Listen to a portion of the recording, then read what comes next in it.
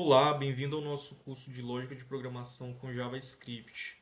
Eu me chamo Elixson, eu sou graduado em Sistema de Informação, pós-graduado em Ciência de Dados, tenho a experiência com alguns anos de programação e eu espero conseguir te explicar um pouco sobre lógica de programação e até conseguir programar aí, com certeza, né, entendendo bem como que funciona esse tipo de lógica. Então, assim, não é um assunto difícil, tá? É um assunto até relativamente fácil, só que é um assunto muito importante. E, assim, muitas pessoas pulam essa etapa da lógica de programação e vão direto para a parte de programar de fato, mas acabam ali tendo um pouco de dificuldade porque não viram bem essa parte de lógica de programação. Então, eu espero que você consiga absorver um pouco desse conteúdo e se aprofundar um pouco mais aí, tá bom? Essa aula ela vai ser uma aula mais introdutória sobre o porquê a gente estuda lógica de programação, sobre como que funciona esse tipo de pensamento. Talvez você já até saiba disso, então se você quiser ir para a próxima aula não tem problema. Mas se você é novo na área de programação, né, e quiser entender um pouco mais a fundo sobre como funciona toda essa parte, fica aqui comigo que essa aula vai ser muito interessante. E a gente começa com a pergunta pertinente, né? Afinal, o que que é programação?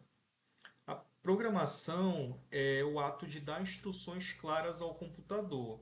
Então, assim, o computador ele só vai fazer aquilo que a gente manda. Ele não tem vontade própria, né? Isso é uma coisa até bem lógica, só que é importante de ser dito porque hoje em dia, com o advento da IA, com o advento de todas essas questões, algumas pessoas tendem a achar que o computador acaba tendo um pouco ali de autonomia, em certo ponto até sim, mas a gente está falando aqui de um nível bem baixo, né? Que é quando a gente vai escrever todas as instruções para o computador. Então ele vai fazer exatamente o que a gente mandar, beleza? Isso é importante você lembrar, porque a gente vai ver ali na frente que cada palavra, cada passo que eu mando o computador fazer é muito importante para que o que a gente está querendo fazer aconteça, beleza? E agora, o que é lógica de programação? A lógica de programação ela é um passo a passo. A gente vai pensar com um passo a passo, a gente vai pensar nesses passo a passos para resolver problemas de forma organizada, tá? Então a gente vai ter ali step 1, step 2, step 3, né? A gente vai ter vários passos que vão nos ajudar a chegar num resultado final, que é a resolução do nosso problema. Então, sempre que a gente tem um problema, a gente vai procurar ali. Se você é uma pessoa organizada, né? Você vai procurar ali pegar um problema e ver como é que você vai começar a resolver aquele problema. E isso é independente da linguagem, tá? Independente da linguagem de programação nesse caso, mas independente de qualquer problema, você vai ter que fazer um passo a passo, né? Programar não é decorar código. Por que que programar não é decorar código? Programar é diferente de decorar comandos. Programar é igual saber resolver problemas. A linguagem é apenas uma ferramenta. Então a gente vai precisar aprender a lógica de programação e aí você vai entender ali um pouco sobre o que é um if, o que é um else, sobre o que é uma função, o que é um loop. Tudo isso são bloquinhos que você vai aprender independente de qual linguagem for. E você vai aprender isso para resolver diferentes problemas. Beleza? Um exemplo do dia a dia, fazer um café. Eu peguei aqui esse manual de café coado, né? Nele tem um manual ali de onde é que você faz, você abre o café, você escalda, você coloca água, quantidade, tem todo um passo a passo que você vai fazendo para fazer o café coado. Então, você imagina quando você vai fazer o seu café, você ali executa uma série de ações que vão te resultar no final num café fresquinho na xícara, né? Então, assim, da mesma forma é com o computador. A gente quer um programa de computador. Então a gente vai ter que fazer um passo a passo para que esse programa exista, para que a solução do nosso problema exista. E aí vem o nosso querido algoritmo, né? O algoritmo, ele é a nossa forma de escrever esse passo a passo. Ele é uma sequência finita de passos que resolve um problema, certo? Então a gente vai, por exemplo, no caso de uma receita, pegar uma página de papel, escrever na língua portuguesa ou em qualquer língua que você fale, né? Ou escreva, e você vai ali fazer um passo a passo de como você vai executar tal ação. Então, dessa forma, você vai escrever ali o seu algoritmo. Na linguagem de máquina, né, de computador, a gente vai ali fazer isso com uma linguagem de programação. A gente vai utilizar, nesse caso desse curso, JavaScript, certo? A gente vai escrever a nossa sequência com JavaScript e isso vai ali é, resolver o nosso problema, se executar corretamente, né? E aí vem o algoritmo do café. O algoritmo do café ele é bem simples, né? Assim, você pode simplificar ele ou você pode tornar ele mais detalhado, mas aqui a gente está em 5 passos. O primeiro é o que? Colocar água, colocar café, ligar a cafeteira, esperar aprontar e servir. Esse aqui é o passo a passo na cafeteira, né? Se você for fazer manualmente, você vai ter ali um pouco mais de passos para executar. Mas você vê que se você não executa um desses passos, por exemplo, ligar a cafeteira, você não vai ter o resultado final, né? Então, esse daí é um exemplo. O que acontece se a gente pular um passo? É justamente esse ponto que eu falei. Se a gente não liga a cafeteira, ele não funciona. Que é exatamente o quê? Os computadores, eles não interpretam a intenção.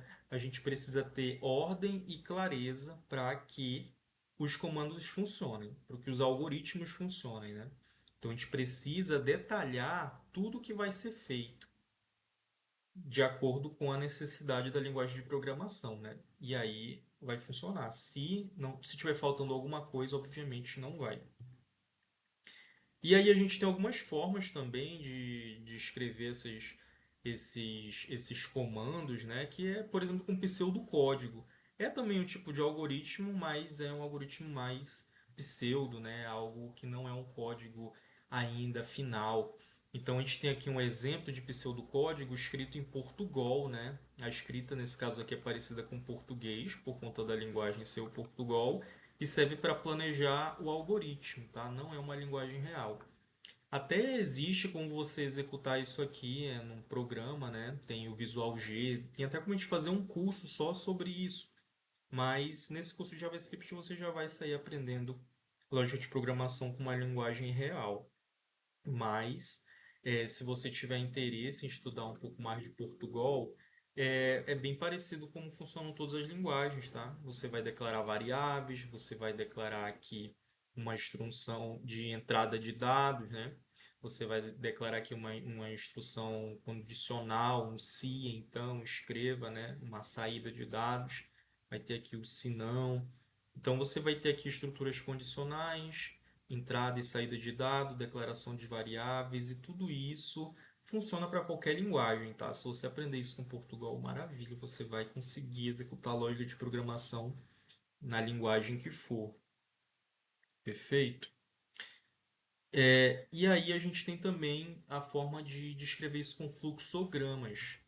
Que é um fluxograma? São aqueles bloquinhos que a gente coloca ali instruções, né? Um fluxograma é um desenho de algoritmo e mostra decisões e caminhos. Então, a gente vai ter ali um início, um fim também, né? Igual no pseudocódigo, igual qualquer algoritmo.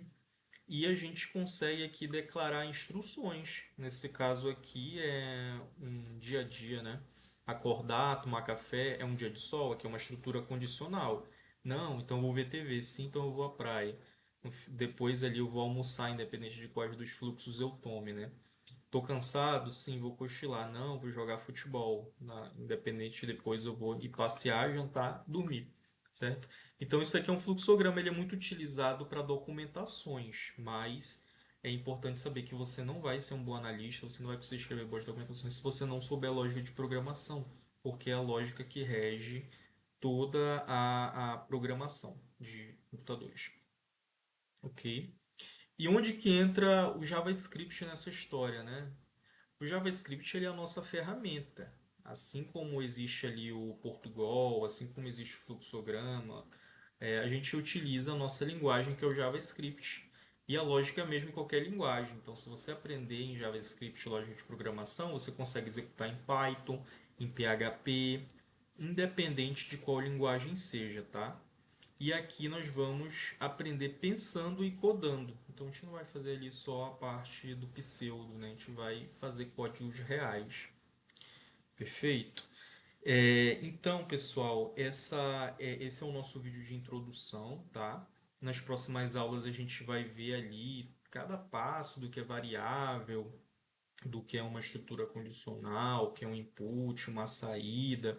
Mas é importante que você saiba por que que a gente estuda a lógica de programação, para a gente conseguir aprender a programar qualquer linguagem, tá? E assim, JavaScript é uma linguagem relativamente fácil de aprender. Assim, é interessante que a gente veja ali um pouco de TypeScript no final, que onde a gente consegue organizar melhor a indentação. A gente vai ver o que é isso. Mas esse curso ele é voltado para que você venha a entender realmente lógica de programação.